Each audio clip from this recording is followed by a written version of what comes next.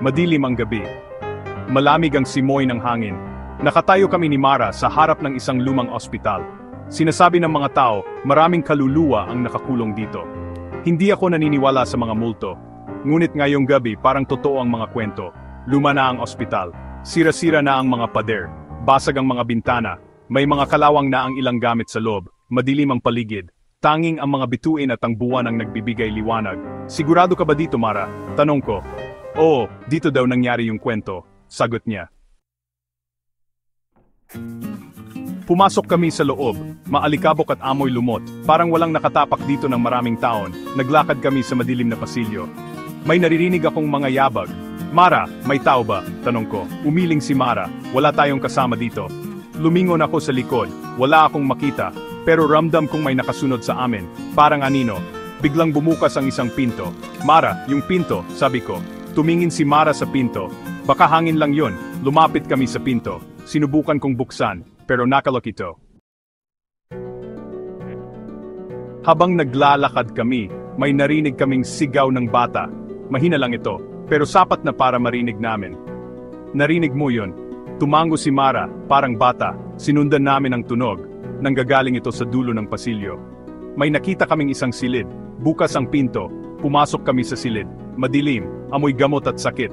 Parang dati itong kwarto ng mga pasyente. May tao ba dito? Tanong ko. Walang sumagot.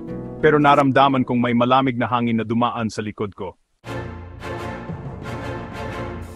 Section 4. Ang Rosaryo at ang Multo. Biglang may lumitaw na babae sa harap namin. Nakaputi ito at mahaba ang buhok. Nakatayo lang ito at nakatingin sa amin. Napasigaw si Mara, sino ka? Hindi sumagot ang babae. Nanatili lang itong nakatayo. Naalala ko ang rosaryo sa bulsa ko. Kinuha ko ito at itinaas. Umalis ka sa amin, sigaw ko. Biglang naglaho ang babae. Nawala na parang bula. Napaupo si Mara sa sahig.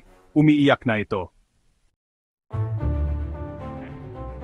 Section 5. Walang hanggang kadiliman. Tumakbo kami palabas ng silid.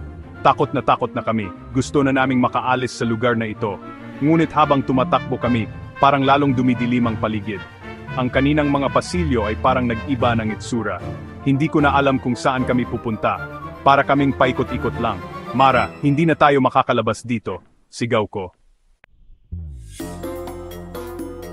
Section 6. Ang katotohanan sa likod ng takot. Napaupo ako sa sahig.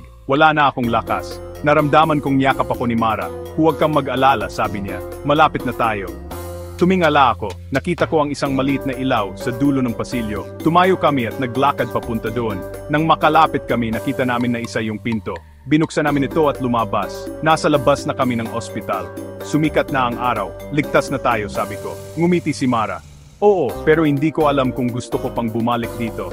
Tumingin ako sa ospital. Totoo kaya ang mga multo? O guni-guni lang namin ang lahat? Hanggang ngayon, hindi ko pa rin alam ang sagot.